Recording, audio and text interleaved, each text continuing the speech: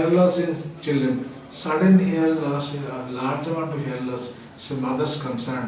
When she brushes, he combs it and he washes the hairs, it happens. So it is what really they normally telogen effluent বলে, অর্থাৎ চুলগুলো যখন grow করে তখন তাদের resting phase থেকে telogen ফেজে যখন যায় তখন তাদের কিছু হেয়ার বাল্ব থেকে কিছু হেয়ার পড়ে যায়, বাল্বটা অর্থাৎ গোড়াটা থাকে, কিছু হেয়ারের মাথাটা ভেঙে পড়ে যেতে পারে।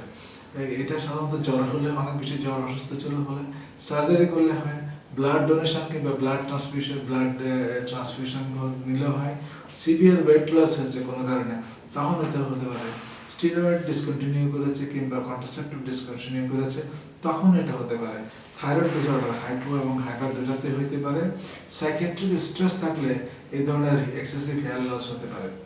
তবে এই হেয়ার লসগুলি নর্মাল যেটা বলছেন আমরা হেয়ার লস টেলোজেন এফ্লুভিয়াম যেটা বলে সেটা কি নাকি না আসলে প্যাথোজেনিক কিছু, সেটা নাকি ম্যালনিউট্রিশনের সাথে dermatosis hair loss, essential fatty acid deficiency hair loss, সেইগুলি কোয়াশিয়ারকা প্যারাসমিক কোয়াশিয়ার যেটা হয় সেটা acrodermatitis enteropathica zinc deficiency severe type, ওখানেও জেনেটিক কিছুটা, সেখানেও কিন্তু হেয়ার লস হতে পারে। এগুলির সাথে নয় তফাৎ করে আসতে হবে এবং 50% আসলে এই যে কমন কারণ যেগুলো জ্বরের সাথে কিংবা সার্জারি পড়ে এগুলো কিন্তু 50% হেয়ার লস হয় না এবং হেয়ার বাল্বগুলি ইনট্যাক্ট থাকে, এগুলো আলটিমেটলি গ্রো করে যায়। 3 থেকে 6 মাস লাগে, ওয়ারিড হওয়ার কিছু নাই।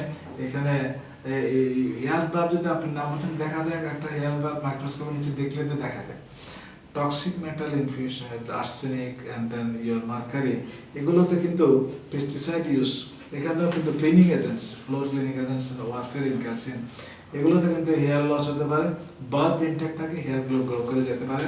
কেমোথেরাপি, রেডিওথেরাপি দিলে আমরা জানি হেয়ার লস হয়, এই হেয়ারগুলো মোস্ট অফ দ্য টাইম আবার গ্রো করে চলে যায়। তাহলে পরে ট্রমা তো হেয়ার লস হতে পারে, এন্ড দেন একটা ইমিউন ডিসঅর্ডার আছে ইয়োর অ্যালোপ্যাথিয়া এরিয়াটা, ওখানে টি sell mediated local immune dysfunction, ওই টোটালিস হতে পারে, ইউনিভার্সালিটিস হতে পারে। টোটালিস মানে শুধু মাথায় চলে গিয়েছে। অনেক সময় তো মানসিক অসুখ আছে ট্রাইকোটিলোমেনিয়া, ওখানে কিন্তু হেয়ার পুলিং করে করে বাচ্চাগুলোকে ফেলে দেয়। সুতরাং দেখতে হবে এটা কোন টাইপের এবং কমনেস্ট যেটা যে অসুখের সাথে হয়েছে এবং নর্মাল ফিজিওলজিক্যাল টাইপের কিছুটা এক্সাজারেশন, সেটা কিন্তু আপনি 3 থেকে 6 মাসের মাথায় ঠিক হয়ে যাবে।